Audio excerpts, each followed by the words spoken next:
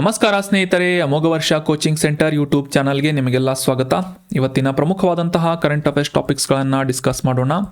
ನೋಟ್ಸ್ಗಳನ್ನು ಡೈರೆಕ್ಟಾಗಿ ಅಮೋಘ ವರ್ಷ ಟೆಲಿಗ್ರಾಮ್ ಚಾನಲ್ ಮೂಲಕ ಡೌನ್ಲೋಡ್ ಮಾಡ್ಕೋಬೋದು. ಡಿಸ್ಕ್ರಿಪ್ಷನ್ ಬಾಕ್ಸ್ನಲ್ಲಿ ಚಾನಲ್ನ ಲಿಂಕನ್ನು ನೀಡಲಾಗಿದೆ. ಯೂಟ್ಯೂಬ್ ಚಾನಲನ್ನು ಸಬ್ಸ್ಕ್ರೈಬ್ ಮಾಡಿಲ್ಲ ಅಂದರೆ ಸಬ್ಸ್ಕ್ರೈಬ್ ಮಾಡಿ. ನಿಮ್ಮ ಎಲ್ಲ ಫ್ರೆಂಡ್ಸ್ ಮತ್ತು ಅಸ್ಪಿರೆಂಟ್ಸ್ಗಳ ಜೊತೆ ಈ ಕಂಟೆಂಟನ್ನು ಶೇರ್ ಮಾಡ್ತಾ ಇರಿ ಅಂತ ಹೇಳ್ತಾ ಇವತ್ತಿನ ಡಿಸ್ಕಷನನ್ನು ಪ್ರಾರಂಭ ಮಾಡೋಣ. ಗೀರ್ ಮತ್ತು ಕಾಂಕ್ರೇಜ್ ಅನ್ನುವ ಈ ಟರ್ಮ್ಗಳು ಇತ್ತೀಚೆಗೆ ನ್ಯೂಸ್ನಲ್ಲಿದ್ದು ಇವು ಯಾವುದಕ್ಕೆ ಸಂಬಂಧಿಸಿದೆ ಅಂತ ಪ್ರಶ್ನೆಯನ್ನು ಕೇಳಲಾಗಿದೆ. ಆಪ್ಷನ್ಸ್ಗಳಲ್ಲಿ ಸರಿಯಾದ ಉತ್ತರ ಏನು ಅಂತಂದರೆ ಆಪ್ಷನ್ 3. ಇವು ಜಾನುವಾರುಗಳ ತಳಿ ಅಥವಾ ದನಗಳ ತಳಿಗಳಾಗಿವೆ. ಗೀರ್ ಮತ್ತು ಕಾಂಕ್ರೇಜ್ ಅನ್ನುವ ಜಾನುವಾರುಗಳ ತಳಿಯ ಹೆಸರುಗಳಾಗಿವೆ ಅನ್ನೋದು ಸರಿಯಾದಂಥ ಆನ್ಸರ್ ಆಗುತ್ತೆ. Option 3 is right answer. Gujarat ಮತ್ತು ರಾಜಸ್ಥಾನದ ಮೂಲದಿಂದ ವಡಾಡ್, ವಗೇಡ್, ವಾಡಿಯಾರ್ ಅಂತ ಕರೆಸಿಕೊಳ್ಳುವಂತಹ ಕಾಂಕ್ರೇಜ್ ಅನ್ನುವ ಈ ಜಾತಿಯ ಜಾನುವಾರು ಮುಖ್ಯವಾಗಿ ಗುಜರಾತ್ನ ಕಚ್ ಮತ್ತು ರನ್ ಅನ್ನುವ ಪ್ರದೇಶದಲ್ಲಿ ಮತ್ತು ರಾಜಸ್ಥಾನದಿಂದ ಬರ್ಮಾರ್ ಮತ್ತು ಜೋಧ್ಪುರ್ ಜಿಲ್ಲೆಗಳಲ್ಲಿ ಮೂಲವನ್ನು ಹೊಂದಿರುವಂತಹ ಜಾನುವಾರುಗಳ ತಳಿ ಆಗಿವೆ ಅಂತ ನಾವು ಅಬ್ಸರ್ವ್ ಮಾಡ್ಬೋದು. ಈ ಇಮೇಜ್ನಲ್ಲಿ ಕಾಣ್ತಾ ಇರುವಂತಹ ಕಪ್ಪು ಬೂದು ಬಣ್ಣದ ಈ ಜಾನುವಾರು ತಳಿ ಸಾಕಷ್ಟು ದೇಶೀಯವಾಗಿ ಮಹತ್ವವನ್ನು ಹೊಂದಿರುವಂತಹ ಒಂದು ಆಕಳಿನ ತಳಿ ಆಗಿದೆ ಅಥವಾ ಬ್ರೀಡ್ ಆಗಿದೆ ಅಂತ ನಾವು ಇಲ್ಲಿ ಅಬ್ಸರ್ವ್ ಮಾಡಬೇಕು. ಸೊ ಕಾಂಕ್ರೇಜ್ ಇದು ಒಂದು ಜಾನುವಾರಿನ ತಳಿ ಅಂತ ನೆನ್ಪಿಟ್ಕೊಳ್ಳಿ. ಇಮೇಜನ್ನು ಕೂಡ ಅಂಡರ್ಸ್ಟ್ಯಾಂಡ್ ಮಾಡ್ಕೊಳ್ಳಿ, ಅಬ್ಸರ್ವ್ ಮಾಡಿ ಕರೆಕ್ಟಾಗಿ. ಅದೇ ರೀತಿಯಾಗಿ ಗೀರ್ ಅನ್ನುವ ತಳಿ ಕೂಡ ಗುಜರಾತಿನ ಮೂಲದ ಈ ಗೀರ್ ಬೆಟ್ಟಗಳು ಮತ್ತು ಕಾತಿಯಾವಾರ್ ಪ್ರದೇಶಗಳಲ್ಲಿ ಕಂಡುಬರುವಂತಹ ಪ್ರಮುಖ ಜಾನುವಾರಿನ ತಳಿ ಆಗಿದೆ. ಇದು ಡೈರಿ ಜಾನುವಾರು ಅಂದರೆ ಹಾಲನ್ನು ಹೆಚ್ಚು ಉತ್ಪಾದನೆ ಮಾಡುವಂತಹ ದೇಶೀಯ ತಳಿಗಳಲ್ಲಿ ಒಂದಾಗಿದೆ ಅಂತ ಈ ಗೀರ್ ತಳಿಯನ್ನು ನಾವು ಇಲ್ಲಿ ಅಬ್ಸರ್ವ್ ಮಾಡ್ಬೋದು. ಲೋಕಲ್ ಆಗಿ ಇದನ್ನು ಬೋದಲಿ, ದೇಸಾನ್, ಗುಜರಾತಿ, ಕಾತಿಯಾವಾರಿ, ಸೋರ್ತಿ, ಸುರತಿ ಅಂತ ಈ ರೀತಿಯಾಗಿ ಬೇರೆ ಬೇರೆ ಹೆಸರುಗಳಿಂದ ಕರೀತಾರೆ. ಈ ಇಮೇಜ್ನಲ್ಲಿ ನೋಡ್ಬೋದು ನಾವು ಬ್ರೌನ್ ಕಲರ್ ಆಕಳ ಇದು ಗೀರ್ ತಳಿ ಅಂತ ನಾವಿಲ್ಲಿ ಡಿಫ್ರೆನ್ಷಿಯೇಟ್ ಮಾಡ್ಬೋದು. ಕಾಂಕ್ರೇಜ್ ಮತ್ತು ಗೀರ್ ಇವು ಜಾನುವಾರುಗಳ ತಳಿ ಆಗಿವೆ ಅಂತ ನಾವು ಸಿಂಪಲ್ಲಾಗಿ ಅಂಡರ್ಸ್ಟ್ಯಾಂಡ್ ಮಾಡ್ಕೊಂಡ್ವಿ. ಸೊ ಎಕ್ಸಾಮ್ನಲ್ಲಿ ಈ ರೀತಿಯಾದಂಥ ಪ್ರಶ್ನೆಗಳನ್ನು ಕೂಡ ಕೇಳಬಹುದು, ಯಾಕಂದರೆ ಕರೆಂಟ್ ಅಫೇರ್ಸ್ನಲ್ಲಿ ಬಂದಿರೋದ್ರಿಂದ ಇದರ ಬಗ್ಗೆ ಕೂಡ ನಾವೆಲ್ಲ ಅವೇರ್ ಆಗಿರಬೇಕಾಗಿರುತ್ತೆ. ಆನ್ಸರ್ ಮಾಡಿ ಕಮೆಂಟ್ ಮಾಡಿದಂತಹ ಎಲ್ಲ ಸ್ಟೂಡೆಂಟ್ಸ್ಗಳಿಗೂ ಕೂಡ ಮತ್ತು ಡಿಸ್ಕಷನ್ನಲ್ಲಿ ಭಾಗವಹಿಸಿದಂತಹ ಎಲ್ಲ ಸ್ಟೂಡೆಂಟ್ಸ್ಗಳಿಗೂ ಕೂಡ thank you so much. Congratulations, very well done. ಡಿಸ್ಕಷನ್ನಲ್ಲಿ ಇದೇ ರೀತಿಯಾಗಿ ಭಾಗವಹಿಸ್ತಾ ಇರಿ ಅಂತ ಹೇಳ್ತಾ ಇವತ್ತಿನ ಪ್ರಶ್ನೆ ಏನು ಅಂತ ನೋಡೋಣ. ಸೈಕ್ಲೋನ್ ಅನ್ನುವ ಹೆಸರಿನ ಮಿಲಿಟರಿ ಎಕ್ಸರ್ಸೈಸ್ ಭಾರತ ದೇಶದೊಂದಿಗೆ ಇನ್ನೊಂದು ಯಾವ ದೇಶ ಇದರಲ್ಲಿ ಭಾಗವಹಿಸುತ್ತದೆ? ಯಾವ ದೇಶದ ವಿಶೇಷ ಪಡೆಗಳ ನಡುವೆ ನಡೆಯುವಂತಹ ಒಂದು ಮಿಲಿಟರಿ ಎಕ್ಸರ್ಸೈಸ್ ಆಗಿದೆ ಅಂತ ಪ್ರಶ್ನೆ ಇದೆ. ಸೈಕ್ಲೋನ್ ಎಕ್ಸರ್ಸೈಸ್ ಆಪ್ಷನ್ಸ್ಗಳಲ್ಲಿ ಮಲೇಷಿಯಾ, ಇರಾನ್, ಈಜಿಪ್ಟ್ ಮತ್ತು ಇಂಡೋನೇಷ್ಯಾ ಅಂತ ನೀಡಲಾಗಿದ್ದು ಭಾರತದೊಂದಿಗೆ ಇತರ ಯಾವ ದೇಶ ಸೈಕ್ಲೋನ್ ಮಿಲಿಟರಿ ಎಕ್ಸರ್ಸೈಸ್ನಲ್ಲಿ ಭಾಗವಹಿಸುತ್ತೆ ಅಂತ ಕಮೆಂಟ್ ಬಾಕ್ಸ್ನಲ್ಲಿ ಕಮೆಂಟ್ ಮಾಡಿ. ಹಿಂಟನ್ನು ಬೇಕಾದರೂ ತಗೋಬಹುದು. ಈ ಇಮೇಜ್ನಲ್ಲಿ ಭಾರತದೊಂದಿಗೆ ಇನ್ನೊಂದು ದೇಶದ ಫ್ಲ್ಯಾಗನ್ನು ನೀಡಲಾಗಿದೆ. ಇದು ಯಾವ ದೇಶದ ಫ್ಲ್ಯಾಗ್ ಅಂತ ನಿಮಗೆ ಗೊತ್ತಾದರೆ ಕರೆಕ್ಟಾಗಿ ನೀವು ಆನ್ಸರನ್ನು ಗೆಸ್ ಮಾಡ್ಬೋದು.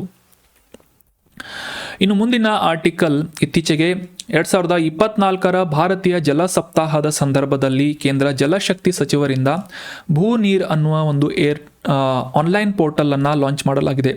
ಮುಖ್ಯವಾಗಿ ರಾಷ್ಟ್ರೀಯ ಮಾಹಿತಿ ಕೇಂದ್ರ ನ್ಯಾಷನಲ್ ಇನ್ಫಾರ್ಮ್ಯಾಟಿಕ್ಸ್ ಸೆಂಟರ್ ಮತ್ತು ಈ ಕೇಂದ್ರೀಯ ಅಂತರ್ಜಲ ಪ್ರಾಧಿಕಾರ ಸೆಂಟ್ರಲ್ ಗ್ರೌಂಡ್ ವಾಟರ್ ಅಥಾರಿಟಿಯ ಒಂದು ಸಹಭಾಗಿತ್ವದಲ್ಲಿ ಈ ಭೂ ನೀರ್ ಅನ್ನುವ ಆನ್ಲೈನ್ ಪೋರ್ಟಲನ್ನು ಅಭಿವೃದ್ಧಿಪಡಿಸಲಾಗಿದೆ ಅಂತ ನ್ಯೂಸ್ನಲ್ಲಿ ಪಬ್ಲಿಷ್ ಆಗಿತ್ತು.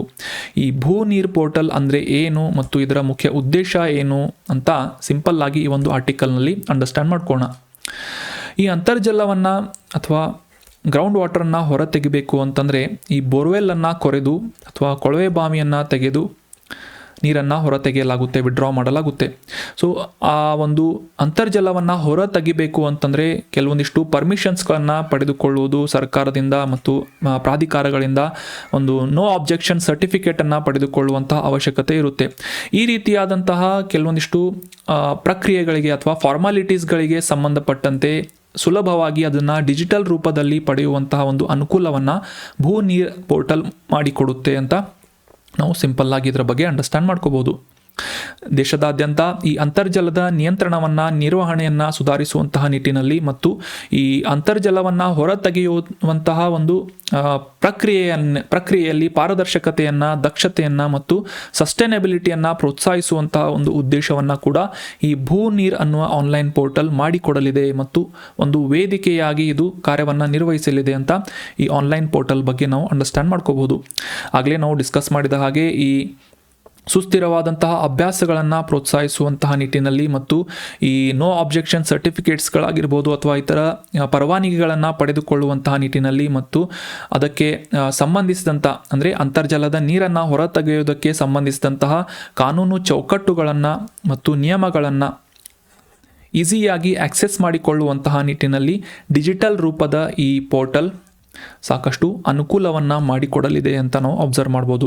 ಸಾಮಾನ್ಯವಾಗಿ ಈ ಅಂತರ್ಜಲದ ವಿಡ್ರಾವಲ್ ಮಾಡಿಕೊಳ್ಳುವುದಕ್ಕೆ ಅಥವಾ ಈ ಕೊಳವೆ ಬಾವಿಗಳನ್ನು ತೆಗೆಯುವುದಕ್ಕೆ ಪರ್ಮಿಷನ್ನ ಪಡೆದುಕೊಳ್ಳುವುದಕ್ಕೆ ಆ ವ್ಯಕ್ತಿಯ ಪ್ಯಾನ್ ಕಾರ್ಡ್ ಅನ್ನು ರಿಜಿಸ್ಟರ್ ಮಾಡಿಕೊಳ್ಳುವುದರ ಮೂಲಕ ಈ ಒಂದು ID ಸಿಸ್ಟಮನ್ನು ರೂಪಿಸಲಾಗಿದೆ. QR ಕೋಡ್ಗಳ ಮೂಲಕ ಕೂಡ ಈ ಒಂದು NOC ಸರ್ಟಿಫಿಕೇಟನ್ನು ಮತ್ತು ಈ ಸಾಕಷ್ಟು ಯೂಸರ್ ಫ್ರೆಂಡ್ಲಿ ಆದಂತಹ ಇಂಟರ್ಫೇಸ್ ಆಗಿ ಸಾಕಷ್ಟು ವೈಶಿಷ್ಟ್ಯತೆಗಳನ್ನು ಒಳಗೊಂಡಂತೆ ಈ ಅಂತರ್ಜಲವನ್ನು ಅಂದರೆ ಗ್ರೌಂಡ್ ವಾಟರನ್ನು ಎಕ್ಸ್ಟ್ರಾಕ್ಟ್ ಮಾಡಿಕೊಳ್ಳುವುದಕ್ಕೆ ಸಾಕಷ್ಟು ಸುಲಭ ಮಾಡುವಂತಹ ಒಂದು ಪ್ರಕ್ರಿಯೆಯಲ್ಲಿ ಭೂ ನೀರ್ ಅನ್ನುವ ಪೋರ್ಟಲ್ ಸಾಕಷ್ಟು ಮಹತ್ವದ ಪಾತ್ರವನ್ನು ವಹಿಸಲಿದೆ ಅಂತ ನಾವು ಅಬ್ಸರ್ವ್ ಮಾಡ್ಬೋದು. ಇದನ್ನು ಈ ಬಿಸ್ನೆಸ್ ಫ್ರೆಂಡ್ಲಿ ಆಗಿ ಕೂಡ ಅಂದರೆ ವ್ಯಾಪಾರ ಮಾಡುವುದಕ್ಕೆ ಸುಲಭಗೊಳಿಸುವಂತಹ ನಿಟ್ಟಿನಲ್ಲಿ ಕೂಡ ಮತ್ತು ಸಾರ್ವಜನಿಕ ಬಳಕೆಗೆ ಸಾಕಷ್ಟು ಅನುಕೂಲವನ್ನು ಮಾಡಿಕೊಡುವಂತಹ ನಿಟ್ಟಿನಲ್ಲಿ ಕೇಂದ್ರ ಜಲಶಕ್ತಿ ಸಚಿವರಿಂದ ಈ ಭೂ ನೀರ್ ಪೋರ್ಟಲನ್ನು ಇತ್ತೀಚೆಗೆ ಲಾಂಚ್ ಮಾಡಲಾಗಿದೆ. ಇದನ್ನು ಅಭಿವೃದ್ಧಿ ಮಾಡಿದಂತಹ ಸಂಸ್ಥೆಗಳು ಯಾವುವು ಅಂತಂದರೆ ರಾಷ್ಟ್ರೀಯ ಮಾಹಿತಿ ಕೇಂದ್ರ ಅಂದರೆ ನ್ಯಾಷನಲ್ ಇನ್ಫಾರ್ಮೇಟಿಕ್ಸ್ ಸೆಂಟರ್ ಮತ್ತು ಸೆಂಟ್ರಲ್ ಗ್ರೌಂಡ್ ವಾಟರ್ ಅಥಾರಿಟಿ ಕೇಂದ್ರೀಯ ಅಂತರ್ಜಲ ಪ್ರಾಧಿಕಾರ ಈ ಎರಡು ಸಂಸ್ಥೆಗಳ ಸಹಭಾಗಿತ್ವದಲ್ಲಿ ಅಥವಾ ಸಹಯೋಗದಲ್ಲಿ ಈ ಆನ್ಲೈನ್ ಪೋರ್ಟಲನ್ನು ಅಭಿವೃದ್ಧಿಪಡಿಸಲಾಗಿದೆ. ಭೂ ನೀರ್ ಪೋರ್ಟಲ್ ಅಂತ ನಾವು ಸಿಂಪಲ್ ಆಗಿ ನೆನ್ಪಿಟ್ಕೋಬೋದು. ಹೆಸರಿನಲ್ಲೇ ನಾವು ಅಂಡರ್ಸ್ಟ್ಯಾಂಡ್ ಮಾಡ್ಕೋಬೋದು. ಭೂಮಿಯಿಂದ ಅಂತರ್ಜಲ ಅಂತ, ನೀರು ಅಂತಂದರೆ ನೀರು. ಹಿಂದಿಯಲ್ಲೂ ಕೂಡ ಇದರ ಹೆಸರನ್ನು ಭೂ ನೀರ್ ಅಂತಾನೆ ಇಡಲಾಗಿದೆ. ಕನ್ಫ್ಯೂಸ್ ಮಾಡ್ಕೋಬೇಡಿ. ನಾ ಕನ್ನಡದಲ್ಲಿ ಕೊಟ್ಟಿದ್ದೇನೆ ಅಂತಂದರೆ ಭೂಜಲ್ ಅಂತ ಕನ್ಫ್ಯೂಸ್ ಮಾಡ್ಕೋಬೇಡಿ. ಭೂ ನೀರ್ ಅಂತ ಈ ಪೋರ್ಟಲ್ನ ಹೆಸರಾಗಿದೆ. ಇನ್ನು ಮುಂದಿನ ಆರ್ಟಿಕಲ್, ಇತ್ತೀಚೆಗೆ ನಾವು ಒಂದು ಆರ್ಟಿಕಲ್ನಲ್ಲಿ ಪಶ್ಚಿಮ ಏಷ್ಯಾದ ಭಾಗದಲ್ಲಿರುವಂತಹ ಅಜರ್ಬೈಜಾನ್ ದೇಶದಲ್ಲಿ ಬಾಕು ಅನ್ನುವ ನಗರದಲ್ಲಿ 29ನೇ ಕಾನ್ಫರೆನ್ಸ್ ಆಫ್ ಪಾರ್ಟಿ ನಡೀತಾ ಇದೆ ಅಂತ ನಾವು ನ್ಯೂಸ್ನಲ್ಲಿ ಡಿಸ್ಕಸ್ ಮಾಡಿದ್ವಿ. ಸೊ ಇದೇ ಒಂದು ಕಾನ್ಫರೆನ್ಸ್ ಆಫ್ ಪಾರ್ಟಿಯಲ್ಲಿ ಅಂದರೆ ಅಜರ್ಬೈಜಾನ್ನಲ್ಲಿ ನಡೀತಾ ಇರುವಂತಹ ಈ ಒಂದು ಕಾರ್ಯಕ್ರಮದಲ್ಲಿ ಅಥವಾ ವೇದಿಕೆಯಲ್ಲಿ ಯುನೈಟೆಡ್ ಅರಬ್ ಎಮಿರೇಟ್ಸ್ನಿಂದ ಒಂದು ಇನಿಷಿಯೇಟಿವನ್ನು ಪ್ರಾರಂಭ ಮಾಡಲಾಗಿದೆ. ಆ ಒಂದು ಉಪಕ್ರಮ ಯಾವುದು ಅಂತಂದರೆ ಗ್ಲೋಬಲ್ ಎನರ್ಜಿ ಎಫಿಷಿಯನ್ಸಿ ಅಲಯನ್ಸ್ ಅಂತ. 2030ರ ವೇಳೆಗೆ ಜಾಗತಿಕವಾಗಿ ಈ ಇಂಧನದ ದಕ್ಷತೆಯನ್ನು ದ್ವಿಗುಣಗೊಳಿಸುವಂತಹ ಒಂದು ಗುರಿಯನ್ನು ಇಟ್ಕೊಂಡು ಮತ್ತು ಈ ಕಾರ್ಬನ್ ಎಮಿಷನನ್ನು ಹೊರಸೂಸುವಿಕೆ ಅಂತ ಏನು ಕರಿತೇವೆ, ಈ ಹೊರಸೂಸುವಿಕೆಯನ್ನು ಗಮನಾರ್ಹವಾಗಿ ಕಡಿಮೆ ಮಾಡುವಂತಹ ಒಂದು ಗುರಿಯನ್ನು ಇಟ್ಕೊಂಡು ಯುನೈಟೆಡ್ ಅರಬ್ ಎಮಿರೇಟ್ಸ್ ಈ ಒಂದು ದೇಶದ ಮೂಲಕ, ಒಂದು ಸರ್ಕಾರದ ಮೂಲಕ ಈ ಕಾನ್ಫರೆನ್ಸ್ ಆಫ್ ಪಾರ್ಟಿಯಲ್ಲಿ ಗ್ಲೋಬಲ್ ಎನರ್ಜಿ ಎಫಿಷಿಯನ್ಸಿ ಅಲಯನ್ಸನ್ನು ಸ್ಥಾಪನೆ ಮಾಡಲಾಗಿದೆ ಅಂತ ನಾವು ಅಂಡರ್ಸ್ಟ್ಯಾಂಡ್ ಮಾಡ್ಕೋಬೇಕು. ಭಾರತ ಮತ್ತು ಫ್ರಾನ್ಸ್ ದೇಶದಿಂದ ಇಂಟರ್ನ್ಯಾಷನಲ್ ಸೋಲಾರ್ ಅಲಯನ್ಸನ್ನು ಸ್ಥಾಪನೆ ಮಾಡಲಾಗಿತ್ತು ಅಥವಾ ಪ್ರಾರಂಭಿಸಲಾಗಿತ್ತು ಅಂತ ಇತ್ತೀಚೆಗೆ ನಾವು ಒಂದು ಡಿಸ್ಕಷನ್ನಲ್ಲಿ ಅರ್ಥ ಮಾಡ್ಕೊಂಡಿದ್ವಿ.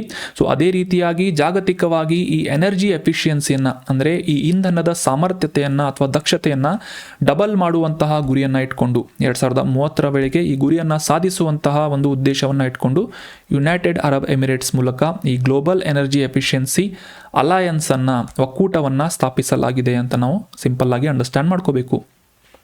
ಕಳೆದ ಬಾರಿ ದುಬೈನಲ್ಲಿ 28ನೇ ಕಾನ್ಫರೆನ್ಸ್ ಆಫ್ ಪಾರ್ಟಿಯನ್ನು ಆಯೋಜನೆ ಮಾಡಲಾಗಿತ್ತು. ಅದೇ ಒಂದು ಸಂದರ್ಭದಲ್ಲಿ ಈ ಪಬ್ಲಿಕ್ ಪ್ರೈವೇಟ್ ಪಾರ್ಟ್ನರ್ಶಿಪ್ ಅಥವಾ ಸಾರ್ವಜನಿಕ ಖಾಸಗಿ ಸಹಭಾಗಿತ್ವದಿಂದ ಮತ್ತು ಈ ಇಂಧನ ದಕ್ಷತೆಯಲ್ಲಿ ಹೆಚ್ಚಿನ ಪ್ರಮಾಣದ ಹೂಡಿಕೆಯನ್ನು ಉತ್ತೇಜಿಸುವಂತಹ ನಿಟ್ಟಿನಲ್ಲಿ ಈ ಒಂದು ಗ್ಲೋಬಲ್ ಎನರ್ಜಿ ಎಫಿಷಿಯನ್ಸಿ ಅಲಯನ್ಸ್ ಬಗ್ಗೆ ಕೆಲವೊಂದಿಷ್ಟು ಪ್ರಸ್ತಾಪವನ್ನು ಮಾಡಲಾಗಿತ್ತು. ಸೊ ಅದರ ಪ್ರತಿಫಲವಾಗಿ 2024ರ ಈ ಕಾನ್ಫರೆನ್ಸ್ ಆಫ್ ಪಾರ್ಟಿ 29ನೇ ಈ ಒಂದು ಸಮ್ಮೇಳನದಲ್ಲಿ ಬಾಕುವಲ್ಲಿ ನಡೀತಾ ಇದೆ. ಇದು ಬಾಕು ಅನ್ನೋದು ಅಜರ್ಬೈಜಾನ್ ದೇಶದ ರಾಜಧಾನಿ ನಗರ ಅಂತ ಕೂಡ ನಮಗೆಲ್ಲ ಗೊತ್ತು, ರೀಸೆಂಟಾಗಿ ನಾವು ಡಿಸ್ಕಸ್ ಮಾಡಿದ್ವಿ. ಸೊ ಈ ಅಜರ್ಬೈಜಾನ್ ದೇಶದಲ್ಲಿ ಯುನೈಟೆಡ್ ಅರಬ್ ಎಮಿರೇಟ್ಸ್ನಿಂದ ಈ ಒಂದು ಉಪಕ್ರಮವನ್ನು ಪ್ರಾರಂಭಿಸಲಾಗಿದೆ. ಇದರಲ್ಲಿ ಮುಖ್ಯವಾಗಿ ಉದ್ದೇಶ ಏನು ಅಂತಂದರೆ, ಈಗ ಸದ್ಯಕ್ಕೆ ನಾವೆಲ್ಲ ಬಳಸ್ತಾ ಇರುವಂತಹ ಇಂಧನದ ಸಾಮರ್ಥ್ಯವನ್ನು ಅಥವಾ ಆ ಇಂಧನದ ದಕ್ಷತೆಯನ್ನು ಇನ್ನೂ ಹೆಚ್ಚಿನ ರೂಪದಲ್ಲಿ ಅದರ ಪ್ರೊಡಕ್ಟಿವಿಟಿಯನ್ನು ಇಂಪ್ರೂವ್ ಮಾಡುವಂತಹ ನಿಟ್ಟಿನಲ್ಲಿ ಜಾಗತಿಕವಾಗಿ ಸಾಕಷ್ಟು ರಿಸರ್ಚ್ಗಳನ್ನು ನಡಿಬೇಕು ಮತ್ತು ಆ ರಿಸರ್ಚ್ ನಡೆಯೋದಕ್ಕೆ ಇನ್ವೆಸ್ಟ್ಮೆಂಟ್ಸ್ಗಳನ್ನು, ಹಣದ ಹೂಡಿಕೆಯನ್ನು ಮಾಡಬೇಕು ಅಂತ ಈ ಒಂದು ಉದ್ದೇಶವನ್ನು ಕೂಡ ಯುನೈಟೆಡ್ ಅರಬ್ ಎಮಿರೇಟ್ಸ್ನಿಂದ ಎಕ್ಸ್ಪ್ರೆಸ್ ಮಾಡಲಾಗಿದೆ ಅಂತ ನಾವಿಲ್ಲಿ ಅಬ್ಸರ್ವ್ ಮಾಡಬೇಕು. ಮುಖ್ಯವಾಗಿ ಆ ಒಂದು ದಕ್ಷತೆಯನ್ನು ಹೆಚ್ಚಿಸುವಂತಹ ನಿಟ್ಟಿನಲ್ಲಿ ಈ ಎಕ್ಸ್ಪರ್ಟೀಸನ್ನು ಅಥವಾ ಒಂದು ಪರಿಣಿತಿಯನ್ನು ಟ್ರಾನ್ಸ್ಫರ್ ಮಾಡುವುದಾಗಿರ್ಬೋದು, ನಾಲೆಜ್ ಟ್ರಾನ್ಸ್ಫರ್ ಅಂದರೆ ಜ್ಞಾನ ವರ್ಗಾವಣೆ ಆಗಿರಬಹುದು, ಖಾಸಗಿ ವಲಯದೊಂದಿಗೆ ಪರಿಣಾಮಕಾರಿಯಾಗಿ ಒಂದು ಪಾರ್ಟ್ನರ್ಶಿಪ್ಪನ್ನು ಎಸ್ಟಾಬ್ಲಿಷ್ ಮಾಡಿಕೊಳ್ಳುವುದಾಗಿರ್ಬೋದು. ಈ ರೀತಿಯಾಗಿ ಒಂದು ಮೈತ್ರಿಯನ್ನು ಸ್ಥಾಪಿಸುವುದರ ಮೂಲಕ ಯುನೈಟೆಡ್ ಅರಬ್ ಎಮಿರೇಟ್ಸ್ ಮೂಲಕ ಈ ಗ್ಲೋಬಲ್ ಎನರ್ಜಿ ಎಫಿಷಿಯನ್ಸಿ ಅಲಯನ್ಸನ್ನು ಸ್ಥಾಪನೆ ಮಾಡುವಂತಹ ಒಂದು ಪ್ರಮುಖ ಹೆಜ್ಜೆಯನ್ನು ಇಡಲಾಗಿದೆ ಅಂತ ನಾವಿಲ್ಲಿ ಅಬ್ಸರ್ವ್ ಮಾಡ್ಬೋದು. ಸೊ ಜಾಗತಿಕವಾಗಿ ಈ ಇಂಧನದ ದಕ್ಷತೆಯನ್ನು ಹೆಚ್ಚಿಸಿಕೊಳ್ಳುವಂತಹ ನಿಟ್ಟಿನಲ್ಲಿ ಉತ್ತಮ ಅಭ್ಯಾಸಗಳನ್ನು ಪ್ರಾಕ್ಟೀಸ್ ಮಾಡುವುದು, ಟೆಕ್ನಾಲಜಿಕಲ್ ಸೊಲ್ಯೂಷನ್ಸ್ಗಳನ್ನು ಕಂಡುಹಿಡಿಯುವುದು, ಈ ರೀತಿಯಾದಂತಹ ಪ್ರಮುಖ ಕ್ರಮಗಳನ್ನು ಅಥವಾ ಸ್ಟೆಪ್ಸ್ಗಳನ್ನು ಈ ಗ್ಲೋಬಲ್ ಎನರ್ಜಿ ಎಫಿಷಿಯನ್ಸಿ ಅಲಯನ್ಸ್ ಒಳಗೊಂಡಿದೆ ಅಂತ ನಾವು ಅಬ್ಸರ್ವ್ ಮಾಡ್ಬೋದು.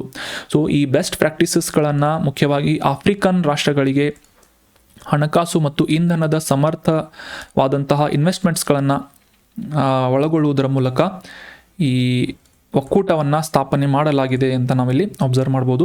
ಎಕ್ಸಾಮಿನೇಷನ್ ಪರ್ಸ್ಪೆಕ್ಟಿವ್ ಇಂಪಾರ್ಟೆಂಟ್ ಏನು ಅಂತಂದರೆ, ಈ ಗ್ಲೋಬಲ್ ಎನರ್ಜಿ ಎಫಿಷಿಯನ್ಸಿ ಅಲಯನ್ಸನ್ನು ಇತ್ತೀಚೆಗೆ ಯಾವ ಒಂದು ಕಾರ್ಯಕ್ರಮದಲ್ಲಿ ಸ್ಥಾಪನೆ ಮಾಡಲಾಯಿತು, ಲಾಂಚ್ ಮಾಡಲಾಯಿತು ಅಂತಂದರೆ 29ನೇ ಕಾನ್ಫರೆನ್ಸ್ ಆಫ್ ಪಾರ್ಟಿ ಅಜರ್ಬೈಜಾನ್ ದೇಶದ ಬಾಕು ನಗರದಲ್ಲಿ ನಡೆದಿತ್ತು. ಸೊ ಆ ಸಂದರ್ಭದಲ್ಲಿ ಯುನೈಟೆಡ್ ಅರಬ್ ಎಮಿರೇಟ್ಸ್ನಿಂದ ಈ ಒಂದು ಇನಿಷಿಯೇಟಿವನ್ನು ಪ್ರಾರಂಭಿಸಲಾಗಿದೆ ಅಂತ ಸಿಂಪಲ್ ಆಗಿ ನೆನ್ಪಿಟ್ಕೋಬೇಕು. ಅದೇ ರೀತಿಯಾಗಿ ಇದರ ಮುಖ್ಯ ಗುರಿ ಏನು ಅಂತಂದರೆ 2030ನೇ ಇಸವಿಯ ವೇಳೆಗೆ ಜಾಗತಿಕವಾಗಿ ಇಂಧನದ ದಕ್ಷತೆಯನ್ನು ದ್ವಿಗುಣಗೊಳಿಸುವುದು ಮತ್ತು ಹೊರಸೂಸುವಿಕೆಯನ್ನು ಕಡಿಮೆ ಮಾಡುವುದು, ಕಾರ್ಬನ್ ಎಮಿಷನನ್ನು ಕಡಿಮೆ ಮಾಡುವುದು ಇದರ ಮುಖ್ಯ ಗುರಿ ಆಗಿದೆ ಅಂತ ನಾವಿಲ್ಲಿ ಅಬ್ಸರ್ವ್ ಮಾಡ್ಬೋದು. ಯಾವ ರೀತಿಯಾದಂತಹ ತಂತ್ರಜ್ಞಾನವನ್ನು ಅಭಿವೃದ್ಧಿಪಡಿಸಲಾಗುವುದು ಅಂತ ಮುಂದಿನ ದಿನಗಳಲ್ಲಿ ನಾವು ಅಬ್ಸರ್ವ್ ಮಾಡ್ತಾ ಹೋಗೋಣ. ಇನ್ನು ಮುಂದಿನ ಆರ್ಟಿಕಲ್ 2024ರ state of the world children's ಅನ್ನುವ ಈ ರಿಪೋರ್ಟನ್ನು ಯುನಿಸೆಫ್ ಸಂಸ್ಥೆಯ ಮೂಲಕ ಪಬ್ಲಿಷ್ ಮಾಡಲಾಗಿದೆ. United Nations International Children's Emergency Fund ಅಂತ ಈ ಸಂಸ್ಥೆಯ ಬಗ್ಗೆ ನಾವು ಅಂಡರ್ಸ್ಟ್ಯಾಂಡ್ ಮಾಡ್ಕೋಬೇಕು. ವಿಶ್ವಸಂಸ್ಥೆಯ ಅಂತಾರಾಷ್ಟ್ರೀಯ ಮಕ್ಕಳ ತುರ್ತು ನಿಧಿ ಅಂತ ಯುನಿಸೆಫ್ನ ಫುಲ್ ಫಾರ್ಮನ್ನು ನಾವು ಅಂಡರ್ಸ್ಟ್ಯಾಂಡ್ ಮಾಡ್ಕೊಂಡಿದ್ದೇವೆ. ಸಾಕಷ್ಟು ಬಾರಿ ಇದರ ಬಗ್ಗೆ ಕೂಡ ಡಿಸ್ಕಸ್ ಮಾಡಿದ್ವಿ. ಸೊ ಈ ಸಂಸ್ಥೆಯ ಮೂಲಕ state of the world's children 2024ರ ರಿಪೋರ್ಟನ್ನು ಪಬ್ಲಿಷ್ ಮಾಡಲಾಗಿದೆ. ಸೊ ಇದರ ಅಡಿಯಲ್ಲಿ ಹೈಲೈಟ್ ಮಾಡಲಾದಂತಹ ಮುಖ್ಯ ಒಂದು ಪಾಯಿಂಟ್ ಏನು ಅಥವಾ ಒಂದು ಎಕ್ಸ್ಪ್ರೆಷನ್ ಏನು ಅಂತ ತಿಳ್ಕೊಳ್ಳೋದಾದರೆ, ಈ ಹವಾಮಾನ ಬದಲಾವಣೆ ಆಗಿರ್ಬೋದು ಅಥವಾ ಪರಿಸರದ ಅಪಾಯಗಳಿಗೆ ಇತ್ತೀಚಿನ ದಿನಗಳಲ್ಲಿ ಜಾಗತಿಕವಾಗಿ ಸುಮಾರು 1 ಬಿಲಿಯನ್ನಷ್ಟು ಮಕ್ಕಳು ಅಪಾಯದ ಒಂದು ಪ್ರದೇಶದಲ್ಲಿ ವಾಸಿಸ್ತಾ ಇದ್ದಾರೆ ಅಂತ ಈ ಒಂದು ಮಾಹಿತಿಯನ್ನು ಶೇರ್ ಮಾಡಲಾಗಿದೆ ಈ ಒಂದು ರಿಪೋರ್ಟ್ನಲ್ಲಿ. SOWC ಅಂತಂದರೆ state of the world's children report ಅಂತ ಯುನಿಸೆಫ್ ಸಂಸ್ಥೆಯ ಮೂಲಕ ಇದನ್ನು ಪಬ್ಲಿಷ್ ಮಾಡಲಾಗುತ್ತೆ ಅಂತ ನಾವು ಅಂಡರ್ಸ್ಟ್ಯಾಂಡ್ ಮಾಡ್ಕೋಬೇಕು. ಸೊ ಇತ್ತೀಚಿನ ದಿನಗಳಲ್ಲಿ ಮಕ್ಕಳು ಸಾಕಷ್ಟು ಅಪಾಯಕಾರಿಯಾದಂತಹ ಪರಿಸ್ಥಿತಿಯಲ್ಲಿ ಅಥವಾ ಪರಿಸರದಲ್ಲಿ ವಾಸಿಸುವಂತಹ ಸಂದರ್ಭಗಳು ಉಂಟಾಗ್ತಾ ಇವೆ. ಇದರಲ್ಲಿ ಮುಖ್ಯವಾದಂತಹ ಕಾರಣ ಅಂದರೆ ಹವಾಮಾನ ಬದಲಾವಣೆ ಮತ್ತು ಪರಿಸರದ ಅಪಾಯಗಳು ಅಂತ ನಾವು ಈ ಒಂದು ಡೀಟೇಲ್ ಆದಂತಹ ಮಾಹಿತಿಯನ್ನು ಅಂಡರ್ಸ್ಟ್ಯಾಂಡ್ ಮಾಡ್ಕೊಳ್ತಾ ಹೋಗೋಣ. 2024 ನವೆಂಬರ್ 20ನೇ ತಾರೀಕಿನಂದು ಅಂದರೆ ಮೊನ್ನೆ ನಾವು ಈ ವಿಶ್ವ ಮಕ್ಕಳ ದಿನಾಚರಣೆಯನ್ನು ಆಚರಿಸಿದ್ವಿ. ನವೆಂಬರ್ 14 ನಮ್ಮ ಭಾರತದಾದ್ಯಂತ ಮಕ್ಕಳ ದಿನಾಚರಣೆಯಂತ ಆಚರಿಸ್ತೇವೆ. ಆದರೆ ವಿಶ್ವ ಮಕ್ಕಳ ದಿನಾಚರಣೆಯನ್ನು 20ನೇ ತಾರೀಕು ನವೆಂಬರ್ನಂದು ನಾವು ಆಚರಿಸಿದ್ವಿ. ಮುಖ್ಯವಾಗಿ ಯುನಿಸೆಫ್ ಅನ್ನುವ ಈ ಸಂಸ್ಥೆಯ ಮೂಲಕ 3 ಪ್ರಮುಖ ಟ್ರೆಂಡ್ಗಳನ್ನು ಅಬ್ಸರ್ವ್ ಮಾಡಲಾಗಿದೆ. ಅದರಲ್ಲಿ ಮುಖ್ಯವಾಗಿ ಡೆಮೋಗ್ರಾಫಿಕಲ್ ಚೇಂಜ್ ಅಥವಾ ಜನಸಂಖ್ಯಾ ಬದಲಾವಣೆಗಳು, ಹವಾಮಾನ ಬಿಕ್ಕಟ್ಟು ಕ್ಲೈಮೇಟ್ ಕ್ರೈಸಿಸ್ ಮತ್ತು ಈ ಅಭಿವೃದ್ಧಿ ತಂತ್ರಜ್ಞಾನಗಳು ಅಂದರೆ ಈಗ ಸದ್ಯಕ್ಕೆ ಅಭಿವೃದ್ಧಿ ಹೊಂದುತ್ತಾ ಇರುವಂತಹ ತಂತ್ರಜ್ಞಾನಗಳು, ಈ ರೀತಿಯಾದಂತಹ ಪ್ರಮುಖ 3 ಆಯಾಮಗಳನ್ನು ಅಬ್ಸರ್ವ್ ಮಾಡುವುದರ ಮೂಲಕ state of the world's children ಅನ್ನುವ ರಿಪೋರ್ಟನ್ನು ಯುನಿಸೆಫ್ ಸಂಸ್ಥೆಯ ಮೂಲಕ ಪಬ್ಲಿಷ್ ಮಾಡಲಾಗಿದೆ ಅಂತ ನಾವು ಅಬ್ಸರ್ವ್ ಮಾಡ್ಬೋದು. ಸೊ ಮುಖ್ಯವಾಗಿ ಈ 2050 ಇಸವಿಯವರೆಗೆ ಜಾಗತಿಕವಾಗಿ ಮಕ್ಕಳ ಸಂಖ್ಯೆ ಸುಮಾರು 2.3 ಶತಕೋಟಿ ಅಂದರೆ 2.3 ಬಿಲಿಯನ್ನಷ್ಟು ಜನರು ಮಕ್ಕಳು ಏನಿದ್ದಾರೆ ರೆಕಾರ್ಡ್ ಆಗಲಿದ್ದಾರೆ ಅಂತ ಈ ಒಂದು ಮಾಹಿತಿಯನ್ನು ಶೇರ್ ಮಾಡಲಾಗಿದೆ. ಅದರಲ್ಲಿ ಮುಖ್ಯವಾಗಿ 1/3 ಭಾಗ ಅಂದರೆ ಭಾರತ, ಚೀನಾ, ನೈಜೀರಿಯಾ ಮತ್ತು ಪಾಕಿಸ್ತಾನ, ಈ 4 ಪ್ರಮುಖ ದೇಶಗಳಲ್ಲಿ 1/3 ಭಾಗದ ಜನಸಂಖ್ಯೆ ಈ ಮಕ್ಕಳನ್ನಾಗಿ ಹೊಂದಲಿದೆ ಅಂತ ಈ ಒಂದು ಮಾಹಿತಿಯನ್ನು ಶೇರ್ ಮಾಡಲಾಗಿದೆ. ಅಂದರೆ 2050 ವೇಳೆಗೆ ಮಕ್ಕಳ ಸಂಖ್ಯೆ ಈ 2.3 ಬಿಲಿಯನ್ನಷ್ಟು ಆಗಲಿದೆ ಅಂತ ಹೇಳಲಾಗಿದೆ. ಅದರಲ್ಲಿ 1/3 ಭಾಗ ಈ 4 ಪ್ರಮುಖ ದೇಶಗಳಲ್ಲಿ ಇರಲಿದೆ ಅಂತ ಒಂದು ಅಂದಾಜನ್ನು ಮಾಡಲಾಗಿದೆ ಅಂತ ನಾವು ಅಬ್ಸರ್ವ್ ಮಾಡಬೇಕು. ಇನ್ನು ಅದೇ ರೀತಿಯಾಗಿ ಯಾವ ರೀತಿಯಾದಂತಹ ಅಪಾಯಕಾರಿ ಪರಿಸ್ಥಿತಿಗಳು ಅಂತಂದರೆ ತೀವ್ರವಾದಂತಹ ಶಾಖ ಅಂದರೆ ಈ ಗ್ಲೋಬಲ್ ವಾರ್ಮಿಂಗ್ನಿಂದಾಗಿ ಹೆಚ್ಚಿನ ಒಂದು ತಾಪಮಾನ ಹೆಚ್ಚಾಗುವುದಾಗಿರ್ಬೋದು ಅಥವಾ ಪ್ರವಾಹದ ಭೀತಿಗಳಾಗಿರ್ಬೋದು, ವಾಯು ಮಾಲಿನ್ಯ, ಈ ರೀತಿಯಾದಂತಹ ಸಾಕಷ್ಟು ಹವಾಮಾನಕ್ಕೆ ಸಂಬಂಧಿಸಿದಂತಹ ಅಪಾಯಗಳಿಂದ ಭಾರತೀಯ ಮಕ್ಕಳು ವಿಶೇಷವಾಗಿ ಇನ್ಫ್ಲೂಯೆನ್ಸ್ ಆಗ್ತಾ ಇದ್ದಾರೆ ಮತ್ತು ಸಾಕಷ್ಟು ಅನಾರೋಗ್ಯಕ್ಕೆ ತುತ್ತಾಗ್ತಾ ಇದ್ದಾರೆ ಅಂತ ಈ state of the world's children ಅನ್ನುವ ರಿಪೋರ್ಟ್ನಲ್ಲಿ ಪಬ್ಲಿಷ್ ಮಾಡಲಾಗಿದೆ. 2050 ವೇಳೆಗೆ ಈ ಹವಾಮಾನದ ಅಪಾಯಕ್ಕೆ ಸಂಬಂಧಿಸಿದಂತೆ ಸಾಕಷ್ಟು ಹೆಚ್ಚಿನ ಸಂಖ್ಯೆಯ ಮಕ್ಕಳು ಎಕ್ಸ್ಪೋಸ್ ಆಗಲಿದ್ದಾರೆ ಅಂತ ಕೂಡ ಅಬ್ಸರ್ವ್ ಮಾಡಲಾಗಿದೆ. ಇನ್ನು 3ನೇ ಒಂದು ಟ್ರೆಂಡನ್ನು ನಾವು ಅಬ್ಸರ್ವ್ ಮಾಡಿದ್ವಿ. ಈ ಅಭಿವೃದ್ಧಿ ಹೊಂದುತ್ತಾ ಇರುವಂತಹ ತಂತ್ರಜ್ಞಾನಗಳು, ಡೆವಲಪಿಂಗ್ ಟೆಕ್ನಾಲಜೀಸ್ಗಳ ಬಗ್ಗೆ ಜಾಗತಿಕವಾಗಿ ಈ ಎಲ್ಲ ಪ್ರಮುಖ ಹೆಚ್ಚಿನ ಆದಾಯ ಇರುವಂತಹ ದೇಶಗಳ ಪೈಕಿ 95% ಜನರು ಈ ಡಿಜಿಟಲೀಕರಣಗೊಂಡಿದ್ದಾರೆ, ಅಂದರೆ ಡಿಜಿಟಲ್ ಸೇವೆಗಳನ್ನು ಪಡಿತಾ ಇದ್ದಾರೆ. ಆದರೆ ಈ ಕಡಿಮೆ ಆದಾಯ ಇರುವಂತಹ ಆಫ್ರಿಕಾ ಮತ್ತು ಏಷ್ಯಾದ ಕೆಲವೊಂದಿಷ್ಟು ದೇಶಗಳಲ್ಲಿ ಕೇವಲ 26% ಜನರು ಈ ಡಿಜಿಟಲ್ ರೂಪದ ಒಂದು ಸೇವೆಗಳನ್ನು ಪಡಿತಾ ಇದ್ದಾರೆ. ಅಂದರೆ ಅವರ ಆಕ್ಸೆಸಿಬಿಲಿಟಿಯನ್ನು ಇದರಲ್ಲಿ ಮೆನ್ಷನ್ ಮಾಡಲಾಗಿದೆ ಅಂತ ನಾವು ಅಬ್ಸರ್ವ್ ಮಾಡಬೇಕು. ಸೊ ಯುನಿಸೆಫ್ ಸಂಸ್ಥೆಯ ಮೂಲಕ state of the world's children ಅನ್ನುವ ಈ ರಿಪೋರ್ಟನ್ನು ಪಬ್ಲಿಷ್ ಮಾಡಲಾಗಿದೆ. 2024 ಈ ವರದಿಯಲ್ಲಿ ಮುಖ್ಯವಾಗಿ ಜಾಗತಿಕವಾಗಿ ಮಕ್ಕಳು ಈ ಹವಾಮಾನಕ್ಕೆ ಸಂಬಂಧಿಸಿದಂತಹ ಸಮಸ್ಯೆಗಳ ಒಂದು ಪರಿಸ್ಥಿತಿಗಳಿಗೆ ಎಕ್ಸ್ಪೋಸ್ ಆಗ್ತಾ ಇದ್ದಾರೆ ಅಂತ ಅಬ್ಸರ್ವ್ ಮಾಡಲಾಗಿದೆ. ಮುಖ್ಯವಾಗಿ 1 ಶತಕೋಟಿ ಮಕ್ಕಳು ಈ ರೀತಿಯಾದಂತಹ ಹವಾಮಾನ ಮತ್ತು ಪರಿಸರ ಅಪಾಯಗಳಿಗೆ ತಮ್ಮನ್ನು ಒಡ್ಡಿಕೊಂಡಿದ್ದಾರೆ ಮತ್ತು ಸಾಕಷ್ಟು ವಲ್ನರೇಬಲ್ ಆಗಿದ್ದಾರೆ ಅಂತ ಈ ಒಂದು ರಿಪೋರ್ಟ್ ಮೂಲಕ ನಾವು ಅಂಡರ್ಸ್ಟ್ಯಾಂಡ್ ಮಾಡ್ಕೋಬಹುದು. ಅದರಲ್ಲಿ ಮುಖ್ಯವಾಗಿ ಈ ಆಫ್ರಿಕಾ ಮತ್ತು ಏಷ್ಯಾದ ಕೆಲವೊಂದಿಷ್ಟು ರಾಷ್ಟ್ರಗಳಲ್ಲಿ ಹೆಚ್ಚಿನ ಸಂಖ್ಯೆಯ ಮಕ್ಕಳು ಅಪಾಯದ ಪರಿಸ್ಥಿತಿಯಲ್ಲಿ ಇದ್ದಾರೆ ಅಂತ ನಾವು ಅಬ್ಸರ್ವ್ ಮಾಡಿದ್ವಿ. ಸೊ ಇದು ವಲ್ನರೇಬಲ್ ಕ್ಯಾಟಗರಿಗೆ ಸಂಬಂಧಪಟ್ಟಂತಹ ಒಂದು ಮಾಹಿತಿ ಆಗುತ್ತೆ. ನೀವೆಲ್ಲ UPSC ಮತ್ತು KPSC ಸಿಲೆಬಸನ್ನು ಡೀಟೇಲ್ ಆಗಿ ಅಬ್ಸರ್ವ್ ಮಾಡಿದರೆ ಈ ಮಕ್ಕಳು, ಮಹಿಳೆಯರು ಮತ್ತು ಈ ವಯಸ್ಸಾದಂತಹ ಸೀನಿಯರ್ ಸಿಟಿಸನ್ಗಳು ಇವರೆಲ್ಲ ವಲ್ನರೇಬಲ್ ಕ್ಯಾಟಗರಿಯಲ್ಲಿ ಬರುವಂತಹ ಒಂದು ಸೆಕ್ಷನ್ ಆಗಿದ್ದಾರೆ. ಸೊ ಹೀಗಾಗಿ ಈ ಮಕ್ಕಳ ಬಗ್ಗೆ ಏನಾದರೂ ಅಫಿಷಿಯಲ್ ಆದಂತಹ ಮಾಹಿತಿಗಳು ಪಬ್ಲಿಷ್ ಆದರೆ ಅದರ ಬಗ್ಗೆ ಕೂಡ ನಾವೆಲ್ಲ ಅವೇರ್ ಆಗಿರೋದು ಇಂಪಾರ್ಟೆಂಟ್ ಆಗುತ್ತೆ. So prelims point of view UNICEF ಅನ್ನುವ ಸಂಸ್ಥೆಯ ಮೂಲಕ state of the world's children ರಿಪೋರ್ಟನ್ನು ಪಬ್ಲಿಷ್ ಮಾಡಲಾಗುತ್ತೆ ಅಂತ ನಾವು ಅಬ್ಸರ್ವ್ ಮಾಡ್ಬೋದು. ಇನ್ನು ಯುನಿಸೆಫ್ ಸಂಸ್ಥೆಯ ಬಗ್ಗೆ ಕೆಲವೊಂದಿಷ್ಟು ಬೇಸಿಕ್ ಅಂಶಗಳನ್ನು ಅಂಡರ್ಸ್ಟ್ಯಾಂಡ್ ಮಾಡ್ಕೊಳ್ಳೋದಾದರೆ ಇದು ಒಂದು ಅಂತಾರಾಷ್ಟ್ರೀಯ ಸಂಸ್ಥೆಯಾಗಿದ್ದು United Nations International Children's Emergency Fund ಅಂತ ಇದರ ಫುಲ್ ಫಾರ್ಮ್ ಆಗುತ್ತೆ. ಯುನಿಸೆಫ್ ಅಂತ ನಾವು ಅಂಡರ್ಸ್ಟ್ಯಾಂಡ್ ಮಾಡ್ಕೋಬೋದು. ಕನ್ನಡದಲ್ಲಿ ವಿಶ್ವಸಂಸ್ಥೆಯ ಅಂತಾರಾಷ್ಟ್ರೀಯ ಮಕ್ಕಳ ತುರ್ತು ನಿಧಿ ಅಂತ ಇದನ್ನು ಸಿಂಪಲ್ ಆಗಿ ಅಬ್ಸರ್ವ್ ಮಾಡ್ಬೋದು.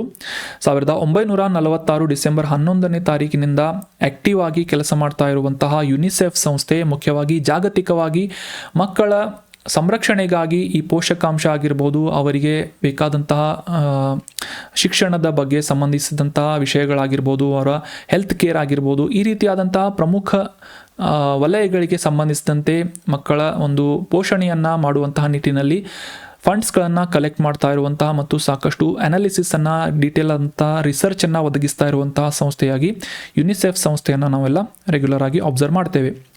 ಸೊ ಇದು ಮುಖ್ಯವಾಗಿ ಈ ಯುನೈಟೆಡ್ ನೇಷನ್ಸ್ ಜನರಲ್ ಅಸೆಂಬ್ಲಿ ಅಂದರೆ ವಿಶ್ವಸಂಸ್ಥೆಯ ಸಾಮಾನ್ಯ ಸಭೆ ಮತ್ತು United Nations Economic and Social Council ಎಕೋಸಾಕ್ ಅಂತ ಕೂಡ ಕರಿತೇವೆ.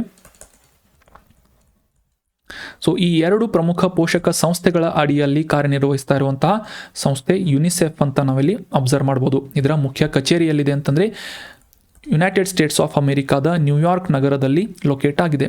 1946ನೇ ಇಸವಿಯಲ್ಲಿ ಇದನ್ನು ಸ್ಥಾಪನೆ ಮಾಡಲಾಗಿತ್ತು ಅಂತ ನಾವು ಅಬ್ಸರ್ವ್ ಮಾಡ್ಬೋದು. ಇನ್ನು ಮುಂದಿನ ಆರ್ಟಿಕಲ್, ಇತ್ತೀಚೆಗೆ ನಮ್ಮ ಭಾರತದ ಗೋವಾ ರಾಜ್ಯದ ಪಣಜಿಯಲ್ಲಿ 55ನೇ ಆವೃತ್ತಿಯ ಇಂಟರ್ನ್ಯಾಷನಲ್ ಫಿಲ್ಮ್ ಫೆಸ್ಟಿವಲ್ ಅನ್ನು ಆಯೋಜನೆ ಮಾಡಲಾಗಿತ್ತು. ಭಾರತದ ಅಂತಾರಾಷ್ಟ್ರೀಯ ಚಲನಚಿತ್ರೋತ್ಸವ ಅಂತ ನಾವು ಕನ್ನಡದಲ್ಲಿ ಅರ್ಥ ಮಾಡ್ಕೋಬೋದು. 55ನೇ ಆವೃತ್ತಿಯಾಗಿತ್ತು ಇದು. ಸೊ ಈ ಒಂದು ಆವೃತ್ತಿಯ ಪ್ರೋಗ್ರಾಮನ್ನು ಪಣಜಿಯಲ್ಲಿರುವಂತಹ ಡಾಕ್ಟರ್ ಶ್ಯಾಮ್ ಪ್ರಸಾದ್ ಮುಖರ್ಜಿ ಒಳಾಂಗಣ ಕ್ರೀಡಾಂಗಣದಲ್ಲಿ ಒಂದು ದೊಡ್ಡ ಪ್ರೋಗ್ರಾಮನ್ನು ಆಯೋಜನೆ ಮಾಡುವುದರ ಮೂಲಕ ಪ್ರಾರಂಭ ಮಾಡಲಾಗಿತ್ತು. 20ರಿಂದ 28ನೇ ತಾರೀಕಿನವರೆಗೆ ಈ International Film Festival of India ನಡೀತಾ ಇದೆ. ಎಲ್ಲಿ ಅಂತಂದರೆ ಗೋವಾದಲ್ಲಿ ಅಂತ ನಾವು ಅಂಡರ್ಸ್ಟ್ಯಾಂಡ್ ಮಾಡ್ಕೋಬೇಕು. 1952ನೇ ಇಸವಿಯಲ್ಲಿ International Film Fair Festival of India ಈ ಒಂದು ಸಂಸ್ಥೆಯನ್ನು ಸ್ಥಾಪನೆ ಮಾಡಲಾಗುತ್ತೆ. 2004ನೇ ಇಸವಿಯಿಂದ ವಾರ್ಷಿಕವಾಗಿ ಈ ಅಂತಾರಾಷ್ಟ್ರೀಯ ಚಲನಚಿತ್ರೋತ್ಸವವನ್ನು ಆಯೋಜನೆ ಮಾಡಲಾಗ್ತಾ ಇದೆ. 2024ರ ಈ ಆವೃತ್ತಿಯನ್ನು ಗೋವಾದಲ್ಲಿ ಆಯೋಜನೆ ಮಾಡಲಾಗಿದೆ ಅಂತ ನಾವು ಇಲ್ಲಿ ಅಬ್ಸರ್ವ್ ಮಾಡಬೇಕು. ಮುಖ್ಯವಾಗಿ ಭಾರತೀಯ ರಾಷ್ಟ್ರೀಯ ಚಲನಚಿತ್ರ ಅಭಿವೃದ್ಧಿ ನಿಗಮ, ನ್ಯಾಷನಲ್ ಫಿಲ್ಮ್ ಡೆವಲಪ್ಮೆಂಟ್ ಕಾರ್ಪೊರೇಷನ್, ಮಾಹಿತಿ ಮತ್ತು ಪ್ರಸಾರ ಸಚಿವಾಲಯ, ಭಾರತ ಸರ್ಕಾರದ ಮತ್ತು ಗೋವಾ ರಾಜ್ಯ ಸರ್ಕಾರದ ಮೂಲಕ ಜಂಟಿಯಾಗಿ ಆಯೋಜನೆ ಮಾಡುವಂತಹ ಒಂದು ಫಿಲ್ಮ್ ಫೆಸ್ಟಿವಲ್ ಯಾವುದು ಅಂತಂದರೆ international Film Festival of India ಅಂತ ನಾವಿಲ್ಲಿ ಅಬ್ಸರ್ವ್ ಮಾಡಬೇಕು. ಇದು 55ನೇ ಆವೃತ್ತಿಯಾಗಿದೆ ಅಂತ ಕೂಡ ನೆನ್ಪಿಟ್ಕೊಳ್ಳಿ. ಇದರ ಮುಖ್ಯ ಉದ್ದೇಶ ಏನು ಅಂತಂದರೆ ಪ್ರಪಂಚದಾದ್ಯಂತ ಈ ಚಲನಚಿತ್ರ ಪ್ರೊಡ್ಯೂಸರ್ಗಳೇನಿರ್ತಾರೆ ಅಥವಾ ನಿರ್ಮಾಪಕರೇನಿರ್ತಾರೆ ತಮ್ಮ ತಮ್ಮ ಕಲೆಯನ್ನು ಅಥವಾ ಕೆಲಸವನ್ನು ಎಕ್ಸಿಬಿಟ್ ಮಾಡುವಂತಹ ನಿಟ್ಟಿನಲ್ಲಿ, ಪ್ರದರ್ಶನ ಮಾಡುವಂತಹ ನಿಟ್ಟಿನಲ್ಲಿ ಮತ್ತು ಈ ಜಾಗತಿಕ ಸಾಂಸ್ಕೃತಿಕ ವಿನಿಮಯವನ್ನು ಉತ್ತೇಜಿಸುವಂತಹ ನಿಟ್ಟಿನಲ್ಲಿ ಸಿನಿಮಾದ ಮೂಲಕ ಈ ಅಂತಾರಾಷ್ಟ್ರೀಯ ಸಹಕಾರವನ್ನು ಉತ್ತೇಜಿಸುವಂತಹ ಒಂದು ವೇದಿಕೆಯಾಗಿ ಅಥವಾ ಪ್ಲ್ಯಾಟ್ಫಾರ್ಮ್ ಆಗಿ ಇಂಟರ್ನ್ಯಾಷನಲ್ ಫಿಲ್ಮ್ ಫೆಸ್ಟಿವಲ್ ಆಫ್ ಇಂಡಿಯಾವನ್ನು ಗುರುತಿಸಲಾಗುತ್ತೆ. 2004ನೇ ಇಸವಿಯಿಂದ ಇದನ್ನು ಪ್ರತಿ ವರ್ಷವೂ ಕೂಡ ಆಯೋಜನೆ ಮಾಡಲಾಗ್ತಾ ಇದೆ. ಗೋವಾದಲ್ಲಿ ಇತ್ತೀಚೆಗೆ 55ನೇ ಆವೃತ್ತಿಯನ್ನು ಆಯೋಜನೆ ಮಾಡಲಾಯಿತು ಅಂತ ನಾವು ಸಿಂಪಲ್ ಆಗಿ ಇದ್ರ ಬಗ್ಗೆ ಇನ್ಫಾರ್ಮೇಷನ್ನ ಅಂಡರ್ಸ್ಟ್ಯಾಂಡ್ ಮಾಡ್ಕೋಬೇಕು. So that was all about today's articles friends. ಈಗ ಡಿಸ್ಕಸ್ ಮಾಡಲಾದಂತಹ ಆರ್ಟಿಕಲ್ಸ್ಗಳಿಗೆ ರೆಲೆವೆಂಟ್ ಆಗುವಂತಹ ಕೆಲವೊಂದಿಷ್ಟು ಇಂಪಾರ್ಟೆಂಟ್ ಪ್ರಶ್ನೆಗಳನ್ನು ರಿವೈಸ್ ಮಾಡ್ಕೊಳ್ಳೋಣ. Revision time. ಮೊದಲನೇ ರಿವಿಷನ್ ಪ್ರಶ್ನೆ ಏನು ಅಂತಂದರೆ, ಯುನೈಟೆಡ್ ಅರಬ್ ಎಮಿರೇಟ್ಸ್ ಅಥವಾ UAE ಅನ್ನುವ ಸಂಸ್ಥೆಯ ಮೂಲಕ ದೇಶದ ಮೂಲಕ ಇತ್ತೀಚೆಗೆ ಗ್ಲೋಬಲ್ ಎನರ್ಜಿ ಎಫಿಷಿಯನ್ಸಿ ಅಲಯನ್ಸನ್ನು ಪ್ರಾರಂಭಿಸಲಾಗಿದೆ. ಸೊ ಈ ಉಪಕ್ರಮದ ಮುಖ್ಯ ಗುರಿ ಏನು ಅಂತ ಪ್ರಶ್ನೆ ಇದ್ದು ಆಪ್ಷನ್ಸ್ಗಳಲ್ಲಿ ಸರಿಯಾದ ಉತ್ತರ ಆಪ್ಷನ್ ಬಿ. 2030ನೇ ಇಸವಿಯವರೆಗೆ ಜಾಗತಿಕವಾಗಿ ಇಂಧನದ ದಕ್ಷತೆಯ ದರವನ್ನು ದ್ವಿಗುಣಗೊಳಿಸುವುದು ಮತ್ತು ಕಾರ್ಬನ್ ಎಮಿಷನ್ ಅಥವಾ ಹೊರಸೂಸುವಿಕೆಯನ್ನು ಕಡಿಮೆ ಮಾಡುವಂತಹ ಒಂದು ಪ್ರಮುಖ ಗುರಿಯನ್ನು ಇಟ್ಕೊಂಡು ಗ್ಲೋಬಲ್ ಎನರ್ಜಿ ಎಫಿಷಿಯನ್ಸಿ ಅಲಯನ್ಸನ್ನು ಪ್ರಾರಂಭಿಸಲಾಗಿದೆ ಅನ್ನೋದು ಸರಿಯಾದಂಥ ಆನ್ಸರ್ ಆಗುತ್ತೆ. ಯುನೈಟೆಡ್ ಅರಬ್ ಎಮಿರೇಟ್ಸ್ ಅನ್ನುವ ಸಂಸ್ಥೆಯ ಮೂಲಕ ಇದನ್ನು ಸ್ಥಾಪಿಸಲಾಗಿದೆ. ಇತ್ತೀಚೆಗೆ ಈ ಅಜರ್ಬೈಜಾನ್ ದೇಶದ ಬಾಕು ನಗರದಲ್ಲಿ 29ನೇ ಕಾನ್ಫರೆನ್ಸ್ ಆಫ್ ಪಾರ್ಟಿಯನ್ನು ಆಯೋಜನೆ ಮಾಡಲಾಗಿದೆ. ಸೊ ಇದೇ ಒಂದು ಸಂದರ್ಭದಲ್ಲಿ ಯುನೈಟೆಡ್ ಅರಬ್ ಎಮಿರೇಟ್ಸ್ ದೇಶದ ಮೂಲಕ ಗ್ಲೋಬಲ್ ಎನರ್ಜಿ ಎಫಿಷಿಯನ್ಸಿ ಅಲಯನ್ಸನ್ನು ಪ್ರಾರಂಭಿಸಲಾಗಿದೆ ಅಂತ ನಾವು ಅಬ್ಸರ್ವ್ ಮಾಡ್ಬೋದು. ಇದರ ಗುರಿಯನ್ನು ಕೂಡ ನಾವು ಕ್ಲಿಯರ್ ಆಗಿ ಕ್ವಶನ್ ಆನ್ಸರ್ನಲ್ಲಿ ಅಂಡರ್ಸ್ಟ್ಯಾಂಡ್ ಮಾಡ್ಕೊಂಡ್ವಿ. ಮುಂದಿನ ರಿವಿಷನ್ ಪ್ರಶ್ನೆ, ಈ ಕೆಳಗಿನ ಯಾವ ಸಂಸ್ಥೆಯು ಭೂ ನೀರ್ ಅನ್ನುವ ಪೋರ್ಟಲನ್ನು ಅಭಿವೃದ್ಧಿಪಡಿಸಿದೆ ಅಂತ ಪ್ರಶ್ನೆ ಇದೆ. ಆಪ್ಷನ್ಸ್ಗಳಲ್ಲಿ ಸರಿಯಾದ ಉತ್ತರ ಆಪ್ಷನ್ಸ್ಗಳನ್ನು ಕರೆಕ್ಟಾಗಿ ಅಬ್ಸರ್ವ್ ಮಾಡಿ. ಭೂ ನೀರ್ ಅಂತಂದರೆ ಇದು ಮುಖ್ಯವಾಗಿ ಅಂತರ್ಜಲದ ಮೇಲೆ ಫೋಕಸ್ ಮಾಡುತ್ತೆ ಅಂತ ನಾವು ಅಂಡರ್ಸ್ಟ್ಯಾಂಡ್ ಮಾಡ್ಕೋಬೋದು. ಸೊ ಆನ್ಸರ್ ಗೊತ್ತಿಲ್ಲ ಅಂದರೂ ಕೂಡ ಆಪ್ಷನ್ಸ್ಗಳನ್ನು ಅನಲೈಸ್ ಮಾಡುವುದರ ಮೂಲಕ ಈ ಕೇಂದ್ರೀಯ ಅಂತರ್ಜಲ ಪ್ರಾಧಿಕಾರ ಅಂತ ಗೆಸ್ ಮಾಡ್ಕೋಬೋದು. Option B is right answer. Central ground water authority ಮತ್ತು NIC ನ್ಯಾಷನಲ್ ಇನ್ಫಾರ್ಮ್ಯಾಟಿಕ್ಸ್ ಸೆಂಟರ್ ಈ ಎರಡೂ ಸಂಸ್ಥೆಗಳ ಸಹಭಾಗಿತ್ವದಲ್ಲಿ ಭೂ ನೀರ್ ಅನ್ನುವ ಡಿಜಿಟಲ್ ಪೋರ್ಟಲನ್ನು ಲಾಂಚ್ ಮಾಡಲಾಗಿದೆ ಅಂತ ನಾವು ಅಂಡರ್ಸ್ಟ್ಯಾಂಡ್ ಮಾಡ್ಕೋಬೋದು. ಸೊ ಇದರ ಮುಖ್ಯ ಉದ್ದೇಶ ಏನು ಅಂತಂದರೆ ದೇಶದಾದ್ಯಂತ ಈ ಅಂತರ್ಜಲದ ನಿರ್ವಹಣೆಯನ್ನು ಸಾಧಿಸುವಂತಹ ನಿಟ್ಟಿನಲ್ಲಿ ನಡೆಯುವಂತಹ ಪ್ರಕ್ರಿಯೆಯನ್ನು ಪಾರದರ್ಶಕವಾಗಿ, ಹೆಚ್ಚು ದಕ್ಷವಾಗಿ ಮತ್ತು ಸುಸ್ಥಿರತೆಯನ್ನು ಕಾಪಾಡಿಕೊಳ್ಳುವಂತಹ ಒಂದು ಉದ್ದೇಶವನ್ನು ಭೂ ನೀರ್ ಆನ್ಲೈನ್ ಪೋರ್ಟಲ್ ಹೊಂದಿದೆ. ಸೊ ಈ ಆನ್ಲೈನ್ ಪೋರ್ಟಲ್ನ ಮುಖಾಂತರ ಅಂತರ್ಜಲವನ್ನು ತೆಗಿಬೇಕು ಅಂತಂದರೆ ಅಥವಾ ಎಕ್ಸ್ಟ್ರಾಕ್ಟ್ ಮಾಡಬೇಕು ಅಂತಂದರೆ ಅದಕ್ಕೆ ಸಂಬಂಧಿಸಿದಂತಹ ಕಾನೂನಿನ ಚೌಕಟ್ಟುಗಳು ಅಂದರೆ ಲಾ ಫ್ರೇಮ್ವರ್ಕ್ಸ್ಗಳಾಗಿರ್ಬೋದು ಅಥವಾ ನಿಯಮಗಳಾಗಿರ್ಬೋದು, ಸುಸ್ಥಿರ ಅಭ್ಯಾಸಗಳಿಗೆ ಸಂಬಂಧಿಸಿದಂತೆ ಆಕ್ಸೆಸಿಬಿಲಿಟಿಯನ್ನು ಒದಗಿಸಿಕೊಡುವಂತಹ ಮತ್ತು ಸರಿಯಾದಂತಹ ನೋ ಅಬ್ಜೆಕ್ಷನ್ ಸರ್ಟಿಫಿಕೇಟ್ ಆಗಿರ್ಬೋದು, ಪರ್ಮಿಷನನ್ನು ಪಡೆದುಕೊಳ್ಳುವಂತಹ ನಿಟ್ಟಿನಲ್ಲಿ ರಿಜಿಸ್ಟ್ರೇಷನ್ ಮಾಡಿಕೊಳ್ಳುವಂತಹ ಸಾಕಷ್ಟು ಅನುಕೂಲಕರವಾದಂತಹ ವ್ಯವಸ್ಥೆಯನ್ನು ಈ ಡಿಜಿಟಲ್ ಆನ್ಲೈನ್ ಪೋರ್ಟಲ್ನಲ್ಲಿ ಮಾಡಲಾಗಿದೆ. ಇದನ್ನು ಅಭಿವೃದ್ಧಿಪಡಿಸಿದಂತಹ ಸಂಸ್ಥೆಗಳು ಅಂತಂದರೆ ಸೆಂಟ್ರಲ್ ಗ್ರೌಂಡ್ ವಾಟರ್ ಅಥಾರಿಟಿ ಮತ್ತು ನ್ಯಾಷನಲ್ ಇನ್ಫಾರ್ಮೇಟಿಕ್ಸ್ ಸೆಂಟರ್ ಅಂತ ಸಿಂಪಲ್ ಆಗಿ ನಾವು ಅಂಡರ್ಸ್ಟ್ಯಾಂಡ್ ಮಾಡ್ಕೋಬಹುದು. 2024 ಈ ಭಾರತೀಯ ಜಲ ಸಪ್ತಾಹದ ಸಂದರ್ಭದಲ್ಲಿ ಕೇಂದ್ರ ಜಲಶಕ್ತಿ ಸಚಿವರಿಂದ ಭೂ ನೀರ್ ಆನ್ಲೈನ್ ಪೋರ್ಟಲನ್ನು ಲಾಂಚ್ ಮಾಡಲಾಗುತ್ತೆ ಅಂತ ನಾವು ಅಂಡರ್ಸ್ಟ್ಯಾಂಡ್ ಮಾಡ್ಕೋಬಹುದು. ಮುಂದಿನ ರಿವಿಷನ್ ಪ್ರಶ್ನೆ, ಈ ಕೆಳಗಿನ ಯಾವ ಸಂಸ್ಥೆಯು state of the world children ಅನ್ನುವ ಈ ಒಂದು ವರದಿಯನ್ನು ಪ್ರಕಟಿಸಿದೆ ಅಂತ ಪ್ರಶ್ನೆ ಇದೆ. ಮಕ್ಕಳ ಸ್ಥಿತಿ, ಪ್ರಪಂಚದ ಮಕ್ಕಳ ಸ್ಥಿತಿ, state of the world's children's report ಅಂತ ಇದನ್ನು ಸಿಂಪಲ್ ಆಗಿ ಅಂಡರ್ಸ್ಟ್ಯಾಂಡ್ ಮಾಡ್ಕೋಬೋದು. 2024 ಈ ರಿಪೋರ್ಟನ್ನು ಪಬ್ಲಿಷ್ ಮಾಡಿದಂತಹ ಸಂಸ್ಥೆ ಆಪ್ಷನ್ ಬಿ, ವಿಶ್ವ ಸಂಸ್ಥೆಯ ಮಕ್ಕಳ ನಿಧಿ, United Nations International Children's Emergency Fund ಅಂತ ಯುನಿಸೆಫ್ ಅನ್ನುವ ಸಂಸ್ಥೆಯ ಮೂಲಕ ಈ ರಿಪೋರ್ಟನ್ನು ಪಬ್ಲಿಷ್ ಮಾಡಲಾಗಿದೆ ಅಂತ ನಾವು ಸಿಂಪಲ್ ಆಗಿ ಅಬ್ಸರ್ವ್ ಮಾಡಬೇಕು. So option B is right answer. 2024 state of the world's children ರಿಪೋರ್ಟನ್ನು ಯುನಿಸೆಫ್ ಸಂಸ್ಥೆಯ ಮೂಲಕ ಇತ್ತೀಚೆಗೆ ಪ್ರಕಟಪಡಿಸಲಾಗಿದ್ದು, ಜಾಗತಿಕವಾಗಿ ಈ ಹವಾಮಾನ ಮತ್ತು ಪರಿಸರದ ಅಪಾಯಗಳಿಗೆ ಸಂಬಂಧಿಸಿದಂತೆ ಸಾಕಷ್ಟು ಮಕ್ಕಳು, ಸುಮಾರು 1 ಶತಕೋಟಿಯಷ್ಟು ಮಕ್ಕಳು ಅಪಾಯದ ಒಂದು ಸ್ಥಿತಿಯಲ್ಲಿ ಬದುಕ್ತಾ ಇದ್ದಾರೆ ಅಂತ ಈ ಒಂದು ಮಾಹಿತಿಯನ್ನು ಪಬ್ಲಿಷ್ ಮಾಡಲಾಗಿದೆ. ಸೊ ಹವಾಮಾನ ಬದಲಾವಣೆ ಆಗಿರ್ಬೋದು, ಅಥವಾ ಜಾಗತಿಕ ತಾಪಮಾನ ಹೆಚ್ಚಳ ಆಗಿರ್ಬೋದು, ಹೀಟ್ ವೇವ್ಸ್ ಆಗಿರ್ಬೋದು, ಅಥವಾ ಪ್ರವಾಹದ ಪರಿಸ್ಥಿತಿಗಳಾಗಿರ್ಬೋದು, ಈ ರೀತಿಯಾದಂತಹ ಸಾಕಷ್ಟು ಪ್ರಕೃತಿಯ ಕೆಲವೊಂದಿಷ್ಟು ವಿಪರೀತವಾದಂತಹ ಪರಿಣಾಮದ ಬೀರುವಂತಹ ಸ್ಥಳಗಳಲ್ಲಿ 1 ಬಿಲಿಯನ್ನಷ್ಟು ಮಕ್ಕಳು ಇಂತಹ ಅಪಾಯದ ಪರಿಸ್ಥಿತಿಗಳಿಗೆ ಎಕ್ಸ್ಪೋಸ್ ಆಗ್ತಾ ಇದ್ದಾರೆ ಅಂತ ಈ ಒಂದು ರಿಪೋರ್ಟ್ನಲ್ಲಿ ಪಬ್ಲಿಷ್ ಮಾಡಲಾಗಿದೆ. ರಿಪೋರ್ಟ್ ಪಬ್ಲಿಷ್ ಮಾಡಿದಂತಹ ಸಂಸ್ಥೆ ಹೆಸರು ಯುನಿಸೆಫ್ ಅಂತ ನೆನ್ಪಿಟ್ಕೊಳ್ಳಿ, ಇಂಪಾರ್ಟೆಂಟ್. ಇತ್ತೀಚೆಗೆ ವಿಶ್ವ ಮಕ್ಕಳ ದಿನಾಚರಣೆಯನ್ನು ನವೆಂಬರ್ 20ನೇ ತಾರೀಕಿನಂದು ಆಚರಿಸಲಾಗುತ್ತೆ. ಇದೇ ಒಂದು ಸಂದರ್ಭದಲ್ಲಿ state of the world's children ರಿಪೋರ್ಟನ್ನು ಯುನಿಸೆಫ್ ಸಂಸ್ಥೆಯ ಮೂಲಕ ಪಬ್ಲಿಷ್ ಮಾಡಲಾಗುತ್ತೆ ಅಂತ ನಾವು ಅಂಡರ್ಸ್ಟ್ಯಾಂಡ್ ಮಾಡ್ಕೋಬಹುದು. ಮುಂದಿನ ರಿವಿಷನ್ ಪ್ರಶ್ನೆ, 2024 ಅಂತಾರಾಷ್ಟ್ರೀಯ ಚಲನಚಿತ್ರೋತ್ಸವ, ಭಾರತದ ಅಂತಾರಾಷ್ಟ್ರೀಯ ಚಲನಚಿತ್ರೋತ್ಸವವನ್ನು ಯಾವ ರಾಜ್ಯದಲ್ಲಿ ಆಯೋಜನೆ ಮಾಡಲಾಗಿದೆ ಅಂತ ಪ್ರಶ್ನೆ ಇದ್ದು, ಆಪ್ಷನ್ಸ್ಗಳಲ್ಲಿ ಸರಿಯಾದ ಉತ್ತರ ಆಪ್ಷನ್ ಬಿ, ಗೋವಾದಲ್ಲಿ ಇತ್ತೀಚೆಗೆ ಇಂಟರ್ನ್ಯಾಷನಲ್ ಫಿಲ್ಮ್ ಫೆಸ್ಟಿವಲ್ ಆಫ್ ಇಂಡಿಯಾವನ್ನು ಆಯೋಜನೆ ಮಾಡಲಾಗಿದೆ ಅನ್ನೋದು ಸರಿಯಾದಂಥ ಆನ್ಸರ್ ಆಗುತ್ತೆ. 2004ನೇ ಇಸವಿಯಿಂದ ವಾರ್ಷಿಕವಾಗಿ ಭಾರತದ ಅಂತಾರಾಷ್ಟ್ರೀಯ ಚಲನಚಿತ್ರೋತ್ಸವವನ್ನು ಆಯೋಜನೆ ಮಾಡಲಾಗ್ತಾ ಇದೆ. ಜಾಗತಿಕವಾಗಿ ಈ ಸಾಂಸ್ಕೃತಿಕ ವಿನಿಮಯ ಮತ್ತು ಈ ಚಲನಚಿತ್ರ ನಿರ್ಮಾಪಕರ ಕಲೆಯನ್ನು ಪ್ರದರ್ಶಿಸುವಂತಹ ನಿಟ್ಟಿನಲ್ಲಿ ಒಂದು ಪ್ರಮುಖ ವೇದಿಕೆಯಾಗಿ ಈ International Film Festival of India ಕಾರ್ಯಕ್ರಮವನ್ನು ಗುರುತಿಸಲಾಗುತ್ತೆ. 55ನೇ ಆವೃತ್ತಿಯನ್ನು ಗೋವಾದಲ್ಲಿ ಆಯೋಜನೆ ಮಾಡಲಾಗಿತ್ತು ಅಂತ ನಾವು ಸಿಂಪಲ್ ಆಗಿ ಇದನ್ನು ಅಂಡರ್ಸ್ಟ್ಯಾಂಡ್ ಮಾಡ್ಕೋಬಹುದು. So that was all about today's discussion friends. ಕಂಟೆಂಟನ್ನು ನಿಮ್ಮ ಎಲ್ಲ ಫ್ರೆಂಡ್ಸ್ಗಳ ಜೊತೆ ಶೇರ್ ಮಾಡಿ. ಏನಾದರೂ ಡೌಟ್ಸ್ಗಳಿದ್ದರೆ ಕಮೆಂಟ್ ಬಾಕ್ಸ್ನಲ್ಲಿ ಕಮೆಂಟ್ ಮಾಡಿ. ಡಿಸ್ಕಷನ್ನಲ್ಲಿ ಕೇಳಲಾದಂತಹ ಪ್ರಶ್ನೆಗೆ ಆನ್ಸರ್ ಮಾಡೋಕ್ಕೆ ಟ್ರೈ ಮಾಡಿ. Thank you so much and have a nice day.